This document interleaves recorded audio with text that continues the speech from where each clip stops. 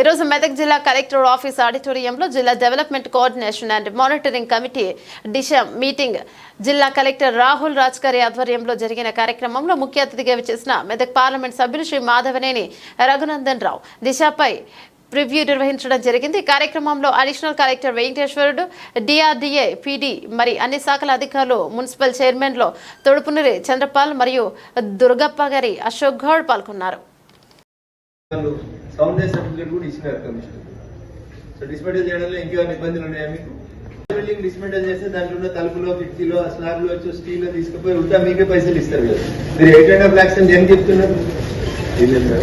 Demolition కోసం అని చెప్పి సార్, అంటే మా దృష్టికి వచ్చింది సార్, ఇంతకుముందు ఒక రిప్రజెంటేషన్ ఇస్తే బిల్డింగ్ డిస్మెంటల్ చేస్తే దాంట్లో ఉన్న తలుపు మాట్లాడితే మున్సిపాలిటీలో డిస్మెంటల్ చేయాలన్నారు. దానికి వాళ్ళు సౌండ్ సర్టిఫికేట్ కూడా ఇచ్చినారు కమిషనర్. సో డిస్మెంటల్ చేయడంలో ఇంకేమైనా ఇబ్బందులు ఉన్నాయా మీకు? బిల్డింగ్ డిస్మెంటల్ చేస్తే దాంట్లో ఉన్న తలుపులో, కిటికీలో, స్లాబ్ లో వచ్చి స్టీల్ లో తీసుకుపోయి ఉంటా మీకే పైసలు ఇస్తారు కదా. మీరు 8.5 lakhs అని ఏం చెప్తున్నారు? డెమోలిషన్ కోసం అని చెప్పి సార్, అంటే మా దృష్టికి వచ్చింది సార్, ఇంతకుముందు ఒక రిప్రజెంటేషన్ ఇస్తే మాట్లాడితే మున్సిపాలిటీలో డిస్మెంటల్ చేయాలన్నారు. దానికి వాళ్ళు సౌండ్ సర్టిఫికేట్ కూడా ఇచ్చినారు కమిషనర్. సో డిస్మెంటల్ చేయడంలో ఇంకేమైనా ఇబ్బందులు ఉన్నాయా మీకు? బిల్డింగ్ డిస్మెంటల్ చేస్తే దాంట్లో ఉన్న తలుపులో, కిటికీలో, స్లాబ్ లో వచ్చి స్టీల్ లో తీసుకుపోయి ఉంటా మీకే పైసలు ఇస్తారు కదా. మీరు 8.5 lakhs అని